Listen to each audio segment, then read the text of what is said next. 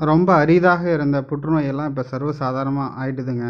அதேமாதிரி நிறைய பேருக்கு தோல் வியாதிகள், வயிறு சம்மந்தப்பட்ட பிரச்சனைகள், வயிறு புண்ணு, குடல் புற்றுநோய், கல்லீரல் பாதிப்பு, இது மாதிரி நிறைய பிரச்சனைகள் வருதுங்க. இதுக்கு எல்லாத்துக்கும் காரணம் என்ன அப்படின்னு பார்த்தீங்கன்னா, உணவுப் பொருட்களில் சேர்க்கக்கூடிய கலப்பட பொருட்கள் தாங்க.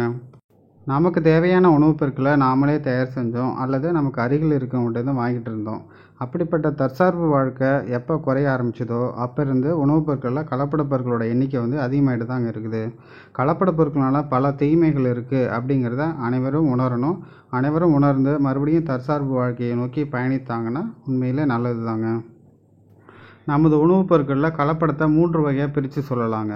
ஒன்று பயிர்கள் விளையும் போது தெளிக்கக்கூடிய ரசாயன உரங்கள், பூச்சிக்கொல்லிகள், இதுவே இயற்கையாக கலப்பட பொருட்களாக சேர்ந்து போயிடுதுங்க.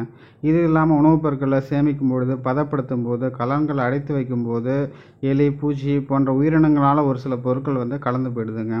இது இல்லாமல் லாப நோக்கத்திற்காகவும் வாடிக்கையாளர்களை கவர்வதற்கோசரமும் நிறைய கலப்பட பொருட்களை சேர்க்குறாங்க. அது மட்டும் இல்லாமல் உணவுப் பொருட்கள் சுவைக்காக ஒரு சிலது சேர்க்குறாங்க. உணவுப் பொருட்கள் கெடாமல் இருக்கிறதுக்கோசரம் ஒரு சில பொருட்கள்லாம் சேர்க்குறாங்க. இதெல்லாம் நிறைய உடல் உபாதைகள்லாம் வருதுங்க.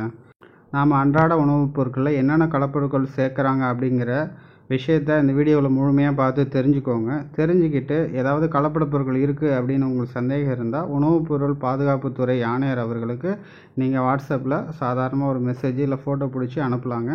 அவர்கள் அதுக்கு பிறகு நடவடிக்கை எடுத்துப்பாங்க.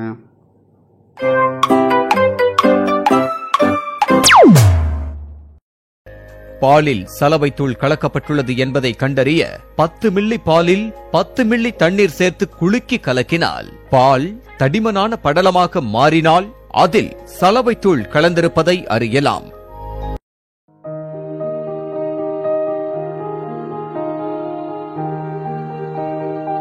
நெய் மற்றும் வெண்ணெயில் பிசைந்த உருளைக்கிழங்கு மற்றும் ஸ்டார்ச் மாவு கலக்கப்பட்டிருப்பதை கண்டறிய அரை தேக்கரண்டி நெய் மீது 3 சொட்டு டிஞ்சரை விட்டால் நெய் நீல வண்ணமாக மாறும். தேனில் சர்க்கரை கரைசல் கலந்துள்ளதை கண்டறிய நீருடன் கலந்தால் உண்மையான தேன் நீருடன் கலக்காது. சர்க்கரை, வெல்லம் ஆகியவற்றில் சாக்பொடி கலப்படம் இருந்தால் நீரில் கரைக்கும் போது டம்ளரின் அடியில் கலப்பட பொருள் மாவு போன்று படியும். புரத சத்துமிக்க முழு பருப்பில் உடலுக்கு கேடு விளைவிக்கும் கேசரி பருப்பு கலக்கப்பட்டிருந்தால் பருப்பு சரிவாகவும் சதுர வடிவிலும் காணப்படும். நன்றாக உற்று நோக்கினால் இதை கண்டறியலாம். ராகி மற்றும் கேழ்வரகில் ரோடமைன் பி என்ற ரசாயன வண்ணக்கலவை இருந்தால் அதன் மீது நீர் அல்லது தாவர எண்ணெயில் நனைத்த பருத்தி பஞ்சை வைத்து தேய்த்தால் வண்ணம் பஞ்சில் ஒட்டிவிடும். மிளகில் காய்ந்த பப்பாளி விதைகள் கலக்கப்பட்டிருப்பதை அறிய தண்ணீரில் போட்டால் பப்பாளி விதை நீரில் மிதக்கும். மிளகாய் மற்றும் மஞ்சள் பொடியில் வண்ண கலவை கலக்கப்பட்டிருந்தால் நீரில் போட்டால் அது மெல்லிய வண்ண கோடாக கீழிறங்குவதை காணலாம். மிளகாய் தூளில் மரப்பொடி கலக்கப்பட்டிருந்தால் மரத்தூள் மேற்பரப்பில் மிதக்கும். கடுகு விதையில் பிரம்மதண்டு விதைகள் கலக்கப்பட்டிருந்தால் அது சொரசொரப்பான மேற்பரப்புடன் உள்பகுதி வெள்ளை நிறத்தில் இருக்கும். ஒரிஜினல் கடுகு பளபளப்பாக மஞ்சள் நிறத்தில் இருக்கும். மஞ்சள் கிழங்கில் லெட் குரோமேட் என்ற ரசாயன வண்ணக்கலவை கலக்கப்பட்டிருந்தால் நீரில் போடும்போது நீர் மஞ்சள் நிறமாக மாறும். ஒரிஜினல் மஞ்சள் என்றால் நீர் நிறம் மாறாது.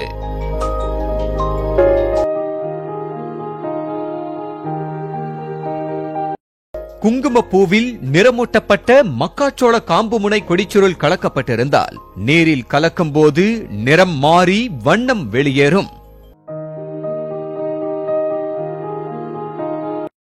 பச்சை மிளகாய் மற்றும் காய்கறிகளில் பச்சை வண்ணம் கலக்கப்பட்டிருந்தால் நீர் அல்லது தாவர எண்ணெயில் நனைத்த பஞ்சை கொண்டு தேய்த்தால் பஞ்சின் நிறம் பச்சையாகும்.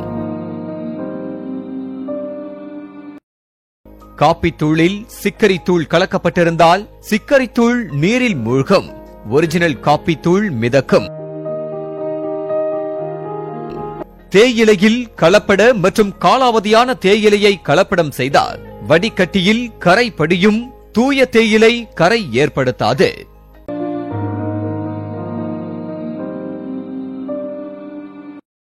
ஆப்பிள் மீது மெழுகு ஸ்ப்ரே தெளிக்கப்பட்டிருந்தால் பளபளப்பாக காட்சி அளிக்கும். அதனை கத்தியால் சுரண்டும் போது மெழுகு ஒட்டும்.